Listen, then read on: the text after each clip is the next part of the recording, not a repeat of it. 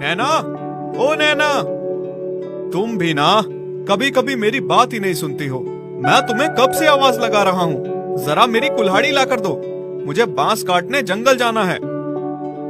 ओहो, इतना चिल्ला क्यों रुको जरा, सब्र करो। रहे हो? अभी आई, जरा ठहरो। ये लो तुम्हारी कुल्हाड़ी। भगवान जाने ये चिल्लाना कब बंद करेंगे।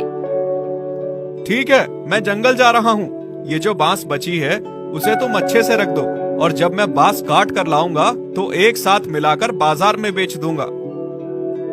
और राजू इतना बोलकर बांस काटने जंगल चला जाता है।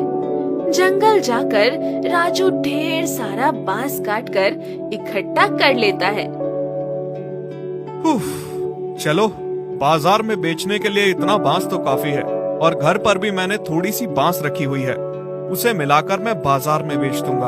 अब घर चलता हूँ, शाम होने को है, आखिर बाजार भी तो जाना है। राजू काटे हुए बांस को अपने सिर पर रखकर घर के लिए निकल जाता है, और घर पहुँचते ही अपनी पत्नी नैना से कहता है, नैना, जरा सुनती हो? मैं जा रहा हूँ बाजार, ये बांस बेचने के लिए। तुमने जो अंदर से बांस रखी थी वो मुझे लाकर दे दो, उसे मैं साथ में बेचूंगा।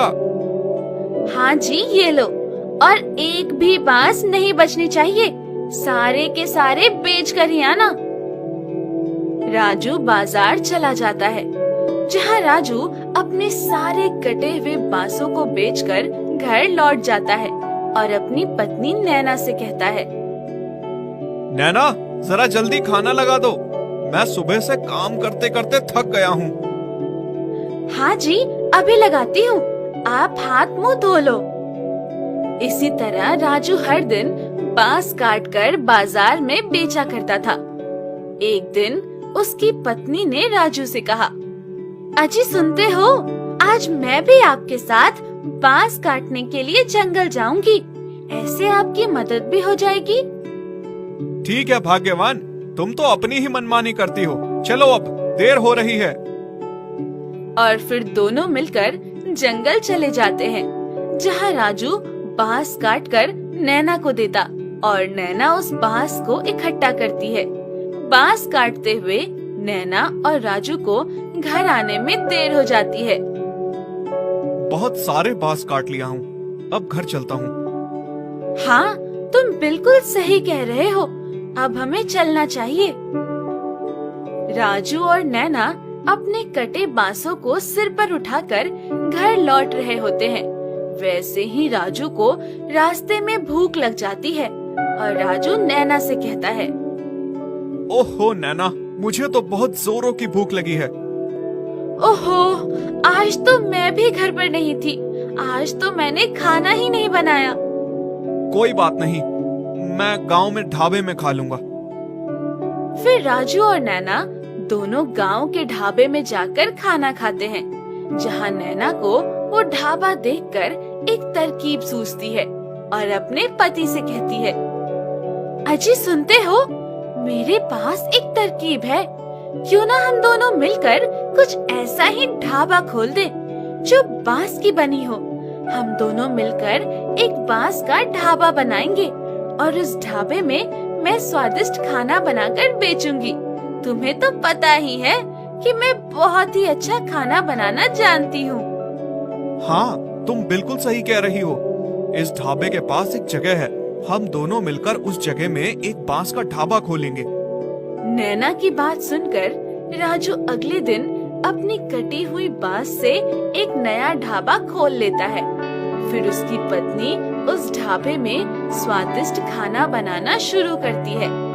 इस ढाबे की बात चारों तरफ फैल जाती है, जिससे सारे गांव वाले राजू और नैना के ढाबे पर खाने के लिए आने लगे। आइए आइए, इस नए ढाबे पर स्वादिष्ट स्वादिष्ट खाना खाइए। एक बार खाओगे तो बार बार आओगे। आइए आइए। देखते ही देखते वहाँ गांव वालों की भीड़ हो जाती है, जहाँ गांव वाले, राजू भाई, मुझे दाल मखनी और रोटी दे दो। हाँ बहन जी, मुझे भी दाल और भात, उसके साथ स्वादिष्ट सब्जी भी दे दो। हाँ हाँ, मैं अभी आपको गरम गरम खाना देता हूँ। और इस तरह राजू और नैना के ढाबे पर भीड़ लग जाती है, जिसे देखकर नैना कहती है, देखा, मैंने कहा था ना कि अगर हम दोनों भी एक ढाबा खोल दें तो वो ढाबा चलने लगेगा। हाँ नैना, तुम बिल्कुल सही कह रही हो। तुम्हारे हाथों में तो जादू है। क्या स्वादिष्ट खाना बनाती हो।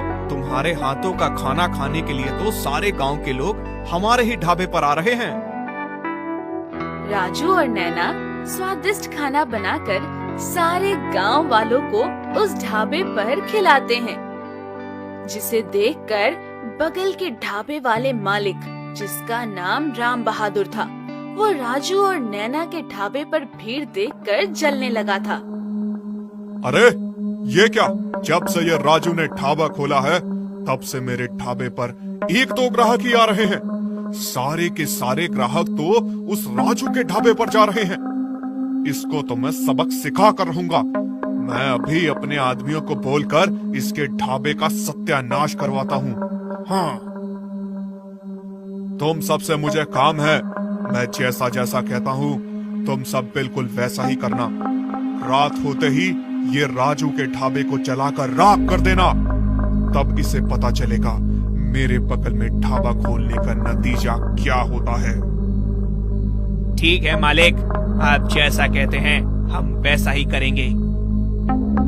राम बहादुर अपने आदमियों से कहकर रात होते ही राजू और नैना के ढाबे पर आग लगा देते हैं और वहाँ से भाग निकलते हैं। अगली सुबह जब राजू और नैना ढाबा खोलने आते हैं, तब वो अचानक देखते हैं, अरे ये क्या भगवान, हम तो लुट गए, मर गए, बर्बाद हो गए। ये हमारे ढाबे को किसने जलाकर राख कर दिया। हाय रे हाय, कीड़े पड़े जिसने मेरे बनाए हुए ढाबे को जलाकर राख कर दिया। भगवान उसका कभी भला नहीं करेंगे। अब हम क्या करेंगे, हमारा ढाबा तो जलकर राख हो गया है। रो मत नैना, मैं कुछ सोचता हूँ। और फिर वो दोनों मायूस होकर आगे की सोचते हैं, जहाँ राजू को उसके दिमाग में एक तरकीब सूझती है और नैना को अपनी तरकीब कहता है। नैना, मायूस मत हो, मैंने कुछ सोचा है।